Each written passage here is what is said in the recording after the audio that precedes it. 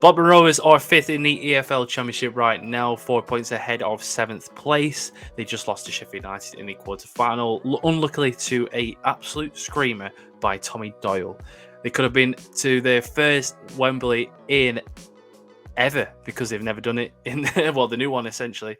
But of course, I am joined by Rovers Reports man himself. I don't know whether you've shown your face online as the Rovers Report, Matt Jordy with a lovely beard. We're going to be discussing about Blackburn's season so far, season in the FA Cup and the EFL, and what is in store so far this season. But if you haven't already, can you go and subscribe to the channel? Appreciate everything that everybody else does. Can you go and like and comment below? And we will get into this video right about now. So, Matt, obviously you are the Rovers Report. I just doxed you essentially. You were going to do it at some point, but I thought I'd put you in the lurch. A little face reveal. A little face reveal. Well, a little semi one. You don't need to essentially advertise it if you don't want to. How you doing, mate? I'm not too bad, mate. How are you? Are you still crying from Sunday, or are you like me, where I've just got drunk every day since and forgot about it? Both. I think is the answer to that one. Losing 3-2 last minute, and to be honest with you, that goal in itself deserves to win a game. Losing 3-2, obviously, to Sheffield United. But we'll speak about John Dahl Thomason this season so far. Obviously, taking over from Tony Mowbray last season. What was your thoughts on the signing of John Dahl Thomason? Because we didn't really know about him at the start of the season, did we? Well, I think with Tony Mowbray leaving, one thing you could always guarantee is like mid-table. I mean, you see what he's done with Sunderland this year. Sunderland were in quite a tricky position until he came in, and where he's taken them now, I'm just looking up now. He's 11th, and that's where Rovers were when he was there. You're 11th, 10th. You're kind of just happy sitting there in the middle. You had the odd time where you were going for the playoff push, but then you fell back downwards. John Dahl Thomason, since coming in, I was one of his biggest critics when he came in originally. I thought we were maybe 17th, 18th. I'm not one who hides away from it and says now that I've always been a fan of him. At the start, I was very critical on him. I think there were some games that we were losing that we should have been winning, but he's turned it around, hasn't he? He has done, and he showed that he's the definition of give someone time, and we've given time. There was people calling him out, at the start saying this is not what we need in this club. We don't need this, Danish manager who wants to play this out the back football where we haven't got the players to do it. But, the signs of Dom Hyam and bringing Hayden Carter into the team, Joe Rankin Costello, who used to be a winger. So we know he has the ability to pass a ball. And Pickering, he always shows it. That guy can fly a ball into the box when he wants to, and he will find anyone's head. It's just a shame Sam Gallagher, who's 6'3", 6'4", can't actually head a ball, which is quite sad. No hate towards Sam Gallagher. We love you, pal. But I think the way he's revolutionised that defence to be, what we were under Mowbray, where, if we were 1-0 up, just get rid of that ball. We don't want it in our half. Whereas we'll be 1-0 down, and we're not trying to create stupid chances. We're playing out the back. It's nice, smooth football, and it is all thanks to him. Sometimes it doesn't work, but people got to realise the teams it don't work against is these Burnleys, these Sheffield Uniteds, they've got the money, they've got the team that should be in the Premier League anyway. But yeah, John Dahl Thomason this season revolutionised us. We're massively overachieving. Are we expecting the same next season if we don't get playoffs, or if we don't get promotion? I don't think we should, but I think we should just be happy with what we've got at the minute this year. I think you've just answered every question I was going to bring you to. A nice little 3-minute stint then. I was going to bring it back to the signs that we made in the summer. Obviously, Cam Britton, Sammy Smodics, Dom Hyam, like you said, a couple of others that didn't really work out, like George Hurst. Obviously, the summer was very efficient, I'd say, rather than a team that we need a lot of players. And we had a massive overhaul as well in terms of backroom staff, overall staff in terms of on the pitch as well. And like you say, like you just described in the last 3-4 minutes, it does really have a ripple effect on everything that Blackburn do this season. I think that in terms of what John Dahl's doing, it really has shown in the last 2 or 3 months his style of play is what Blackburn Rovers are really looking for. And in the first 3 or 4 months, we were very hot and cold, and really showed via the amount of players and amount of staff that we had going in the backroom staff. So, are you excited about what's in store for John Dahl's team? And is there any position right now in the Blackburn team that you would like to improve on? Well, I am excited. I am really excited, actually. I think that, with our fan base, what we've seen from the team in the past, we've played such this football where, it's not playing out defense like I was saying before. It's this midfield where the midfield got crucial. We creativity from the midfield to the wings and into the box and stuff like that. And the exciting thing is, they've obviously brought John Dahl Thomason to just change the way we play football, because it obviously wasn't doing what we needed it to do. It did what it did in League One. We came up, and ever since then, we're this mid-table Championship team. And should we be? No, we shouldn't. We should be a Premier League team. We've got the history to be a Premier League team. Do our fans need to start showing up to games more? Do we need to start backing the team more? 100%. But I think if we carry on the way we are now under John Dahl Thomason, I think that's not going to be a problem whatsoever. I think we'll be back to where we should be. The signings in summer, getting back to that, I do think there was the odd one where maybe we shouldn't have made it. George Hurst, did we need him? We definitely needed a striker. We definitely still do need a striker, but I think George Hurst was just not the right call. I think that was very much a panic buy. I think that was get someone in whilst we can. He's had a good record with Pompey down in League One, Portsmouth, for them who don't know what Pompey is. Yeah, he did well there for second half of the season, and I just think he wasn't ready for that step up yet. And there's a lot of players that weren't. For us originally, I remember Scott Wharton went out on loan to before Lincoln, and he just didn't really do what he should have done. Went to Lincoln, showed that he could do it, came back into the squad, and now he was doing it week in, week out. Yeah, he's dropped off since the start of the season. But, it's just one of them ones. Where do we need to sign next? And this might annoy a lot of people, and I know it will for sure. But I think we just need a right back. I think, Joe Rankin Costello, he's been absolutely amazing there, right? But Callum Britton, I don't think he's the player that he was made out to be. I don't think he suits it. I know he got an assist the other day. I know that he plays that killer pass, but if we want to play four at the back, it's not a Callum Britton formation. I mean, if we're playing five at the back, I'm all for Callum Britton. I'm all for the right centre back covering that right back place. But we've kind of established this four at the back now, or this five at the back with Sorba Thomas there. And would you rather have Sorba Thomas or Callum Britton there? What would you make your priority? And I'm pretty sure most of the fan base would agree Sorba Thomas. I mean, that guy's been absolutely terrific since he's come in. So if I'm going to be really critical, right back, and if I'm going to be even more critical, it's going to be a striker, because Gallagher, I do love the guy. We talk a bit on RoversReports, and people seen it. I spoke to Gallagher before on Instagram. He's a top bloke. He's not meant to be played on the wing, but I also do think that even though people banging about this 91% win ratio when he's on the win percentage when he starts, I think we do need a clinical striker who's getting us 30 goals a season, 25 to 30 goals a season if we want to be a Prem team.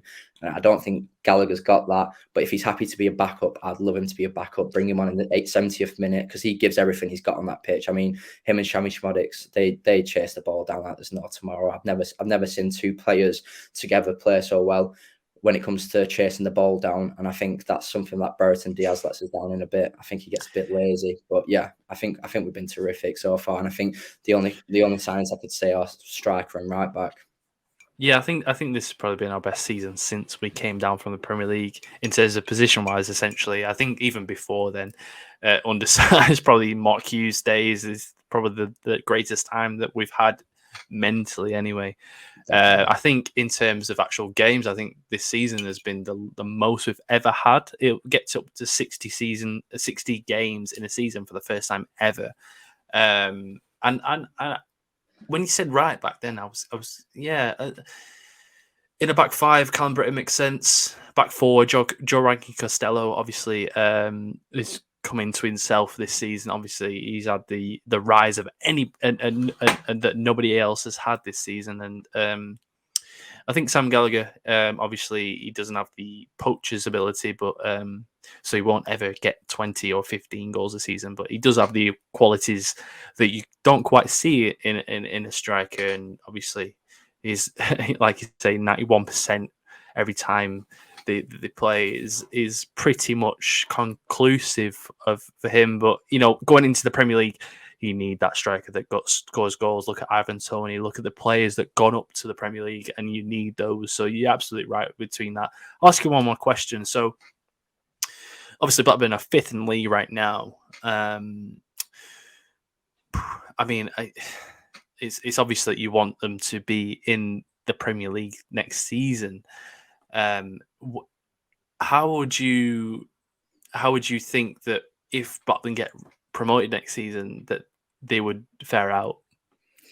It's a difficult one, isn't it? I think a lot of that comes down to the owners as well. I think people don't take into account enough how much the owners, have kind of when it comes to these transfer deals that we've, Adam Armstrong to Southampton, and there's been others before that where you think, where's that money gone? And that's it. If we get promoted, the money you get for promotion, the money you get for winning the playoffs is even bigger. So there's always money there to spend and get these players in. You've seen it with Brentford where they've gone up, and they probably had a better side than us by a country mile going up already and needed to improve on certain places. But I still don't think we were that far behind that Brentford team in some aspects. So if we spend right, which Dahl, Thomason. People start of the season were saying Sammy Schmodix 1.5 million. Is he 1.5 million? If we get promotion, 2.5 million. Is he worth 2.5 million? If he performs the way he is now in the Premier League, you're selling him on for 10, 15 million, aren't you? So I think we will spend sensibly if we do. But if you're asking for my opinion on how we'll be and what we'll do there, I think tough question. I think so. I think the fans will all agree we're going to be in a relegation battle without a doubt. I think we would do. I think we'd stay up just about. I think that might be a bit of bias coming in because I think all fans just want their team to stay up. I think we would do, but I think that all comes down to that summer window because I think people don't stress enough that Sorba Thomas is probably goes against what I'm saying now, where that summer window is the most important one to get the players in because then you've got all season to get that person into a team. Whereas Sorba Thomas has hit the ground running and he's done amazing. Is he a player that I'd like to take up to the Prem with me? Definitely. Even if he's a backup, even if he's starting, I don't care. Sorba Thomas, brilliant player. But I think there's definitely a few positions where if we ever want a chance in the Prem, we need to not replace necessarily, but have that backup option because you've seen it. You've seen it with, when Ayala gets injured and stuff like that.